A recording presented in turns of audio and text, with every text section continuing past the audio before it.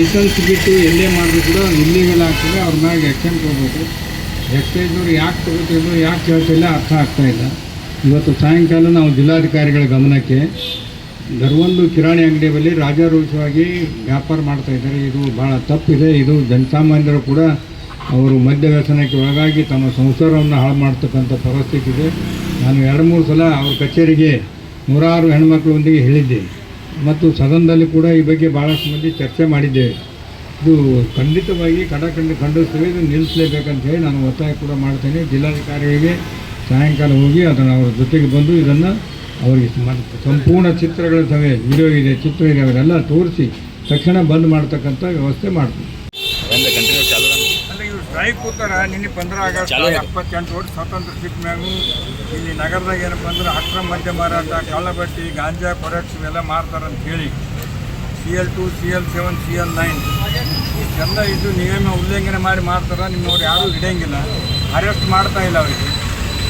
ನೀವು ಜಿಲ್ಲಾಧಿಕಾರಿಗಳಿದ್ದೀರಿ ಅಂದರೆ ಈ ಒಬ್ಬರು ಮಾಡಿದ್ರೆ ಅವ್ರು ಯಾಕೆ ಮಾಡ್ತಾರೆ? ನಾನು ಪಾಣೆಗಾಂವ್ದು ಮತ್ತು ಮೇಲ್ಕುಂದಿ ಹೆಣ್ಮಕ್ಳಿಗೆ ಕರ್ಕೊಂಡ್ಬಂದು ತೋರಿಸ್ತೀನಿ. ನಿಮ್ಮ ಆಫೀಸ್ ಬಂದಿದ್ದೆ ಮೊದಲ MLA ಮೊದಲ ಅಲ್ಲಿನೂ ನಿಂತಿಲ್ಲ. ನಾ ಮೊದಲು 2-3 ಸಲ ಅಂದರೆ ಇದು ಭಾಳ ತಪ್ಪದ. ಯಾರ ಇಮಿಡಿಯೇಟ್ ಸಸ್ಪೆಂಡ್ ಮಾಡಿರಿ, ಅವ್ರು ಅರೆಸ್ಟ್ ಮಾಡಿರಿ. ದುಕಾನ್ದಾಗ ಇವ್ರ ಬಳಿ ವೀಡಿಯೋ ಅದ, ನೀವು ಬಂದು ನೋಡಿರಿ. ಬೇಕಾದ್ರೆ ನೀವು ಹೋಗ್ತೀರಿ ತೋರಿಸ್ತೀನಿ. ನೀವು ಆಫೀಸ್ನಾಗಿದ್ದರೆ ಕಳಿಸ್ಕೊಡ್ತೀನಿ ಇಬ್ಬರಿಗೆ. ಅವರಿಗೆ ನೀವು ಯಾರಿಗಾರ ಕಳಿಸ್ರಿ, ನಿಮ್ಮವ್ರಿಗೆ ಇಲ್ಲಿಗೆ ಬಂದು ನೋಡಲಿ ಎಲ್ಲ ನಿಮ್ಮ ಗಮನಕರೇ ಇಲ್ಲರಿ. ಕಿರಾಣಿ ದುಕಾನ್ದಾಗ ಮುಂಜಾನೆ 5 ಗಂಟೆಗೆ ಎದ್ದು ತೊಗೊಂಡು ವ್ಯಾಪಾರ ನಡೀತದೆ. ಇದು ಎಲ್ಲ ಸ್ಟ್ರೈಕ್ ಕೂತಾರ. ಇದು ಸರಿಯಲ್ಲ. ಇದು ಪೂರಾ ನಮಗೆಲ್ಲ ಭಾಳ ತಪ್ಪಾಗ್ತದೆ. ಇದನ್ನು ಎಲ್ಡಪ್ ಮಾಡಿ. ಏನು ಅಕ್ರಮ ಮದ್ಯ ಮಾರಾಟ ಮತ್ತು ಗಾಂಜಾ, ಚೆರಾಕ್ಸ್, ಮತ್ತು ಕಳ್ಳಬಟ್ಟಿ, ಸರಾಯಿ ಇದೇನು ವ್ಯಾಪಾರ ಮಾದಕ ವಸ್ತುಗಳ ಮಾರಾಟ ಇಲ್ಲಿಗಲ್ ಆಗಿ ನಡೀತಾ ಇದೆ. ಸರ್ಕಾರ ಲೈಸೆನ್ಸ್ ಕೊಟ್ಟಿದೆ. ಅದಕ್ಕಿಂತ ಕಡಿಮೆ ದರದಲ್ಲಿ MSIL ಕೂಡ ಸ್ಥಾಪನೆ ಮಾಡಿದ್ದಾರೆ. ಇಷ್ಟೆಲ್ಲ ಇದ್ದರೂ ಕೂಡ ಮತ್ತೇನಪ್ಪ ಅಂದರೆ ಮದ್ಯ ಮಾರಾಟ ಕಿರಾಣಿ ಅಂಗಡಿಯಲ್ಲಿ, ಹೋಟೆಲ್ನಲ್ಲಿ ರಾಜಾರೋಷವಾಗಿ ಗಾಂಜಾ ಮತ್ತು ಮದ್ಯ ಮಾರಾಟ ಮಾಡ್ತಾಯಿದ್ದಾರೆ. 2 ಸಲ ನಾನು ಪಾಣೆಗಾಂವನ್ನು 100 ಹೆಣ್ಮಕ್ಳಿಗೆ ತೆಗೆದುಕೊಂಡು ಮತ್ತು ಮೇಲ್ಕುಂದ ಬೀದ ಹೆಣ್ಮಕ್ಳಿಗೆ ತೆಗೆದುಕೊಂಡು DC ಅವರಿಗೆ ಮನವಿ ಸಲ್ಲಿಸಿದ್ದೆ. ಸ್ವಲ್ಪ ದಿನ ಬಂದ್ ಆಗ್ತದೆ, ಮತ್ತು ಅದೇ ಯಥಾ ಪ್ರಕಾರ ನಡೀತಾ ಇದೆ. ಇದನ್ನು ಸರ್ಕಾರದ ಗಮನಕ್ಕೆ ತಂದಿದ್ದಾರೆ. ಇವರು ಸತ್ಯಾಗ್ರಹ ಕೂತಿದ್ದಾರೆ. ಇವರನ್ನು ಜಿಲ್ಲಾಧಿಕಾರಿಗಳು ಇವತ್ತು ಬೇರೆ ಹಳ್ಳಿಗಳಿಗೆ ಹೋಗಿದ್ದಾರೆ. 4 ಗಂಟೆಗೆ ಅವ್ರು ಬರ್ತಾರಂತ. ಅವ್ರು ಬಂದ ತಕ್ಷಣ ಅವ್ರ ಜೊತೆ ಹೋಗಿ ಮಾತನಾಡಿ ಇದನ್ನು ತಕ್ಷಣ ನಿಲ್ಲಿಸಬೇಕು.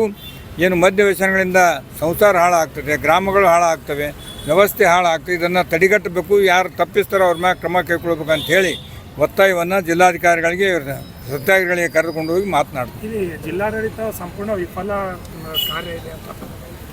ವಿಫಲ ಅಂತ ಹೆಂಗಂತೀರಿ?